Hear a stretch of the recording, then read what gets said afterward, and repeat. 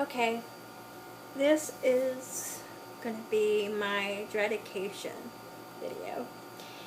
What is Dreadication? It's called Dreadlocks education, basically. And I'm no expert. I'm just sharing my experience and my journey in trying to get dreadlocks.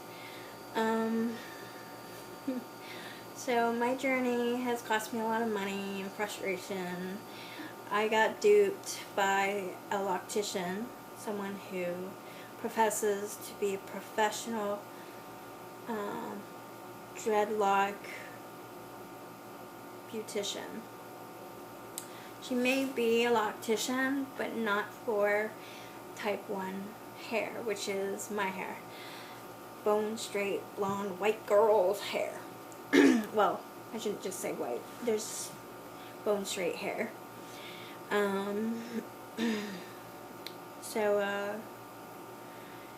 Yeah. So this is, I have a lot of it up that I've gotten done, and this isn't done. You get a lot of different information. You can't watch, you can watch. I'm doing the back combing. What I do is I back comb as tightly to the roots as possible. Then I twist it and then palm roll using aloe vera, and I twist and rip the ends because the tapering is kind of cool and natural looking.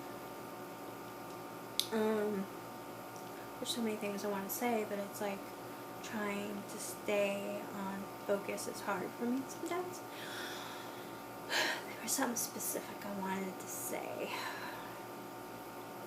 but I'm in Boston, and there aren't really any locticians that are that know, or like I can't find it even in casually looking on the internet in different search engines and services like Craigslist, someone who knows how to do anything to type 1 hair.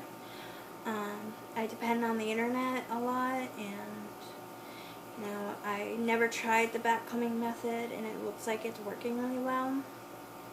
So now there's this thing called cultural appropriation. I used it right. That's where it gets all fishy, and you do get people who kind of look at you funny. A lot of the products for dreadlocks is primarily for African textured hair, and you get a lot of people saying, well, you have to use a lot of product. That's, they're probably speaking with good intention, but they don't really know. And some of the conversations I've had with other African Americans, especially women, is that the Anglo-Saxon influence on how African Americans have styled their hair, such as straightening it with perms and stuff, is a contentious thing. And so of course they want to feel like they own dreadlocks, but you can research it and find it in other cultures. And it's how you refer your dreadlocks to. Like a lot of hats and stuff, I have a really hard time finding anything that I can afford locally that doesn't have Rastafarian colors in it, and I'm not a Rastafarian. And when you are wearing those colors, whether you have dreadlocks or not, that is being culturally misappropriating a symbol. there are a lot of white people that call themselves Rastafarians, but aren't really. They just say that because they smoke pot. They don't really understand the religion behind Rastafarianism. So anyways, going back to the dreadlock education. So like I washed my hair and I'm getting a lot of flats and stuff because I forget to wear the stocking in my hair. The roots get really silky and the knots migrate towards the ends like this and stuff. And that's where I think the pommeling gets in. And, you know, it takes time. Your hair trains itself. And I've been able to train my hair in other ways over the years to do certain things. So I think if I rein in my patience, it'll work.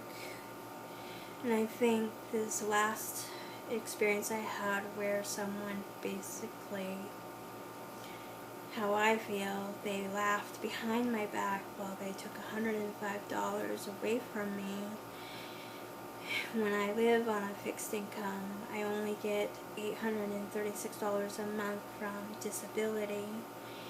And if I truly thought that they did well and what they did was for my hair type, I wouldn't have been upset and I wouldn't have taken it out. So yeah, I guess mine is sort of like a cautionary tale, Dreadication kind of video. Hopefully I can be heard clearly because my AC's on, because it's like in the 80s at like 1 a.m. in the morning. And tomorrow, like, I don't think I'm going to go to sleep. I think I'm just going to start cleaning up my apartment because I don't live in an apartment. It's an SRO. I live in a voucher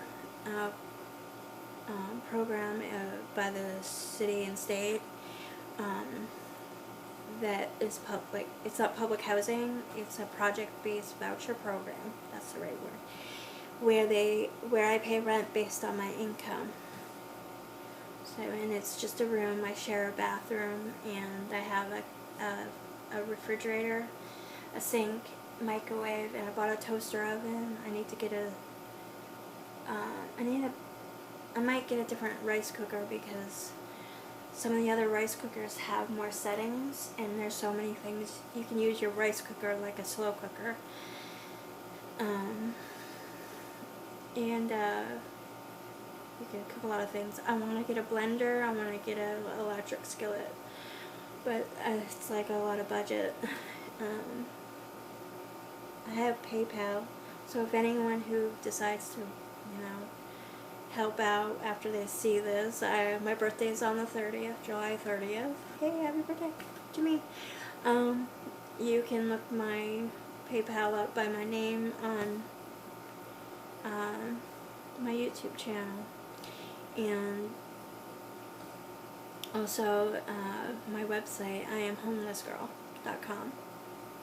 So yeah, and you can also help me get the right things for my hair, continue to be able to treat it correctly with the right shampoos, because if you can tell, I have acne. Well, I have eczema as well, and I easily get dandruff, and I get sores in my scalp. I've always had sores in my scalp, and last year I actually got cellulitis, and one was in my scalp, one was on my cheek, one on my hip, and one on my just below my breast. This is a scar from it. And you can see how I talk about it in my other videos on my channel. But anyways, this is supposed to be about Dreadication. Oh, I went off topic. Oh well.